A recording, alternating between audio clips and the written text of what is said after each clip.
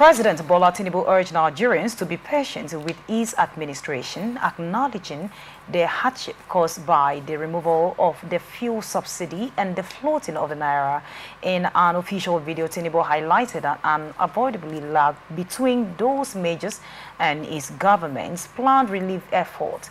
He assured that despite the current challenges, Nigeria is transitioning from darkness to dawn. Tinubu's emphasized commitment to affordable education and student loans, promising that no Nigerian students will have to abandon higher education due to financial constraints.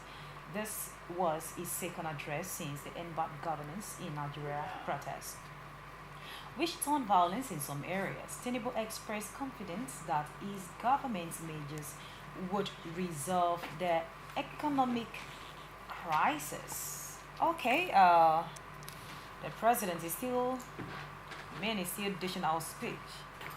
And he's saying that he's very much aware of the hardship that Nigerians are going through. Ordinarily, that we should be patient. How long are we going to be patient? Ordinarily, in times like this, we would have trailed the voice of William Templar Shakespeare, saying that on his lies the head that wears a crown. But now, we are not even seeing the unease. We are not seeing a president that has shown to be on ease, because from his last speech and this present one, you see that he has just continued to show that he can make a speech, right? And we also want to thank him for at least talking to Nigerians. Abi? Okay. At least he spoke on Monday, and he's able to speak again today. He spoke on Sunday. Sunday, and again he has spoken. At least he's speaking. But what we want to tell Mr. President is that enough of his speaking. From that last speech to this next one, this one he just made, right? He should have started frantic efforts. What we are saying is that we are in this together. Do you understand? Governance is between the leaders and the led.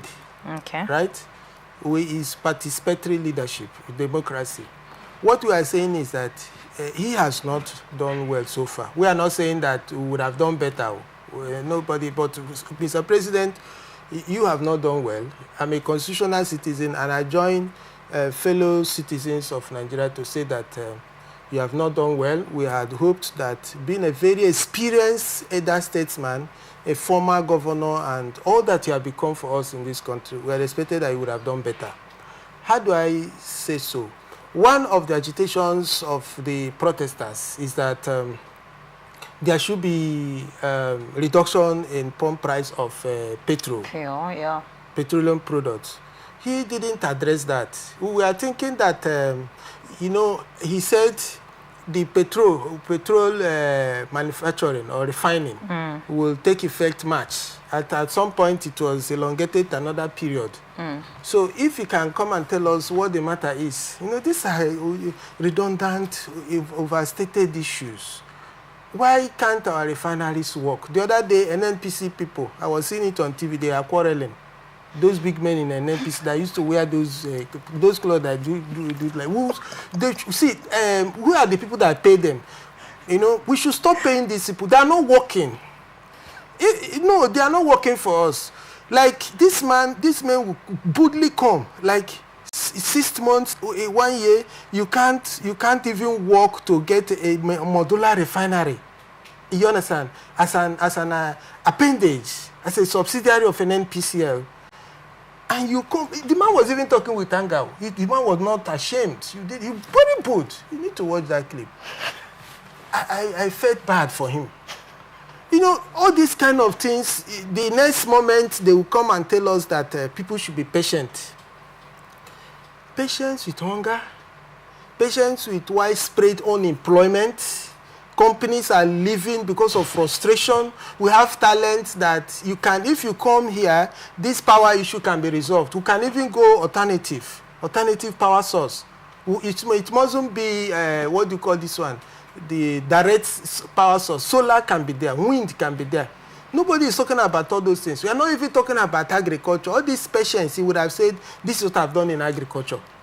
Are you get what I'm saying? Where are the ministers of agriculture? He would have said, does he have such ministers in this period? You said he would have said. No. Like, see, sincerely speaking. No, you know I'm saying so because I remember that the first speech that the Mr. President made, he actually said that he has dished out student loan scheme. He has done some construction. They are doing production. He would have said, he actually said, but Nigerians are not comfortable with that. So do you think if he has this time said that agricultural sector, he is doing something, that they will still want to listen? No, he would not say, because they are beginning to see that Nigerians are wiser now. We are seeing now. Because he cannot say doing something. What is he doing now? He won't say that. He won't risk it. Because it will aggravate them. I'm sure why he came up with this second speech is the discomfort sense from the first one. How can you come and say he's doing something in agriculture? The agriculture, is it not gari? Is it not tomato? Is it not yam? If you buy a big tuber of yam, 1.5, if EFCC might go after you. 1.5? Where do you get it? Yes, you can't get a tuber of yam at 1. Where did you get this yam from? They will even ask. So what does it mean? He can't say that now. So what we are saying is that we have heard Mr. President should not do a third speech within this period. What he requires to do is to sit down, call the other big men. Are you with me? To come and sit down and say, look, we have disappointed these people. Can we start working? Can we now tell them what we want to do in the next 1 month before we take their next salary? Because we are the ones paying them. That it will be so bad of us. Like we continue to take salaries and we are not delivering. Are you getting what I'm saying? Yeah. Here? So that is the only speech allowable by the citizens from the president, because these first and second speeches have angered us the more, the citizens. So it's very, I don't know, it's very unfortunate. It's so annoying that people go to work every day and they are not achieving anything. It's not good now. Like, now we have Minister of Agriculture. They have budgets there. I'm not saying that they should do everything. Can we even hear that federal government in conjunction with a particular state, counterpart funding, federal and state, we are doing this massive agriculture? Are you getting what I'm saying? And people, his media men are showing it on TV. Be patient. The people in this sizes who are expecting that this hectare of farm or whatever it is will feed in this category this number of persons within so and so period. Are you getting what I'm saying here? That is the only patient we want to hear and say. Patience, Hannah. Nigeria is not a religious sector. Nigeria is not a church or mosque. Nigeria is a secular society. You should not all the spiritual conduct, because he's just saying not be patient. Patience is in the Bible. It's in the mosque. It's in the Quran. You understand? It's in the traditional African religion. Okay. Patience is a virtue. Do you understand? Right. But no, the leadership across the world has gone beyond religion and tradition to scientific measures. Do you understand? To practical, empirical, testable form. Well, do you understand what I mean? So he should stop, he should no more, he should, instead of coming for speech, let him have a meeting with his cabinet. Okay, we hope that Mr. President will do that. This is Society Watch on Atlantic Television Network. We return after the short break.